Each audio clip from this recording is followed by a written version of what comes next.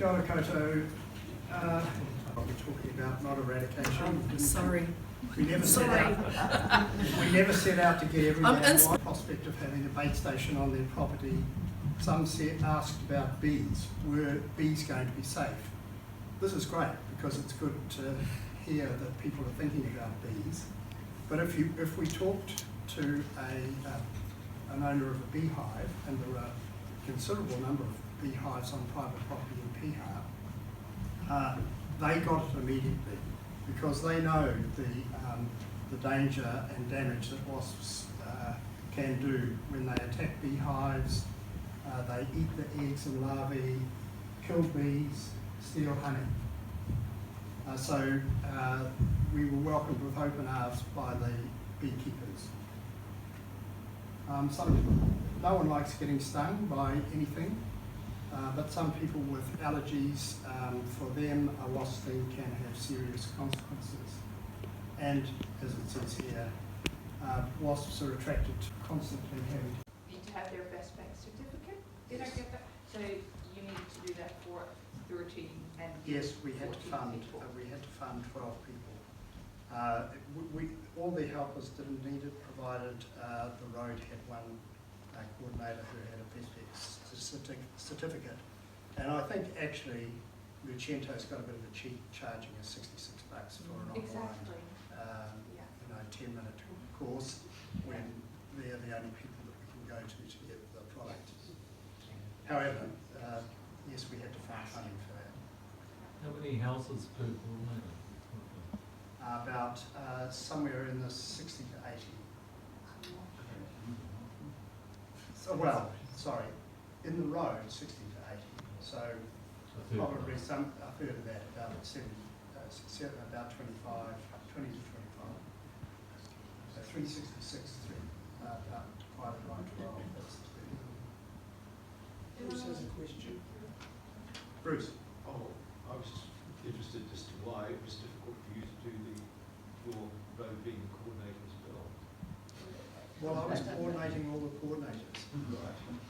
And that involved getting them back, getting bait, thawing it, dividing it up, getting them bait stations, and you know, with 12 people spread around Piha, I was quite busy doing that. And then I also took on a road, or actually a road and a half. So, Sam.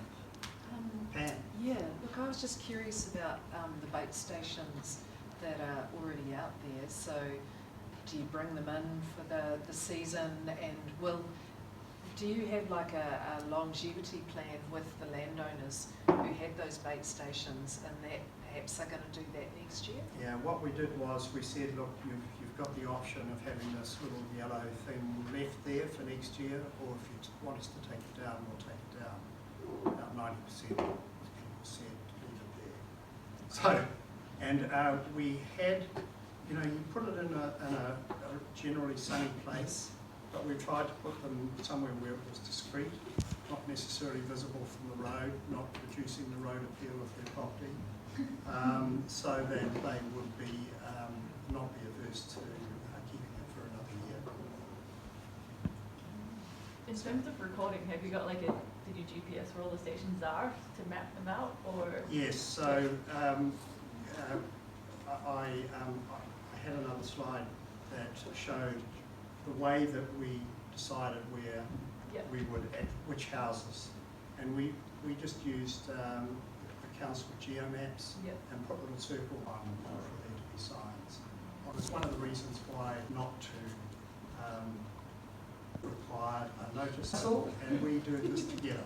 Mum's just a quick question. Why are there so many more wasps these days?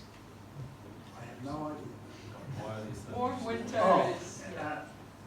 Climate change, essentially. It's we've got warmer winters, drier, and the wasp nests aren't dying over winter, so they're staying and building up numbers, so we get large wasp nests as well.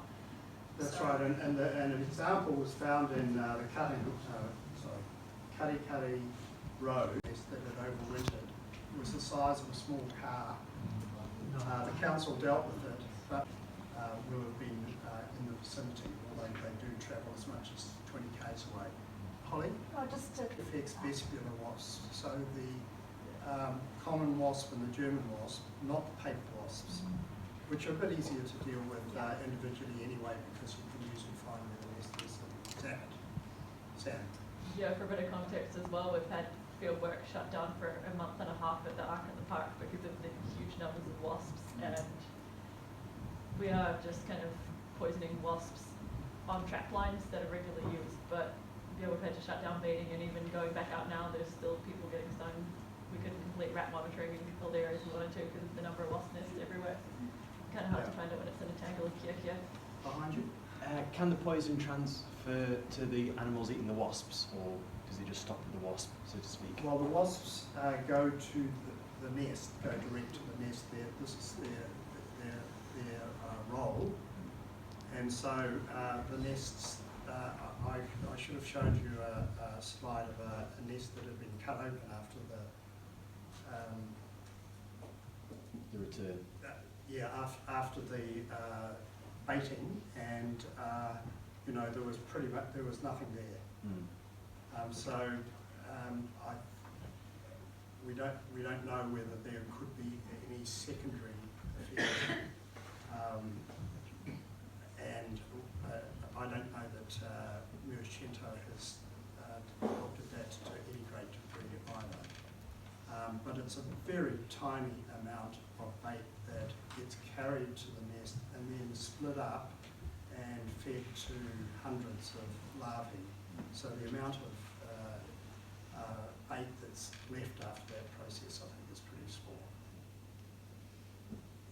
Actually, Mercento says not to put bait stations by streams and creeks because it affects the animals living in water. Well, there you go. There's something else that I've learned. Sorry, Vegan. I thought you probably thought you were finished. Just quickly, do you have to annually renew the license, or is that $66 going to be a one-time cost? So you'll, you know. You won't. We won't be paying Mercento next year. There might be a negotiation yet to be taken. But provided we use the same coordinators, I can't see any reason why we should have to re-equip them. It's just the same information that is there. There would be no reason for them to charge us there. Okay.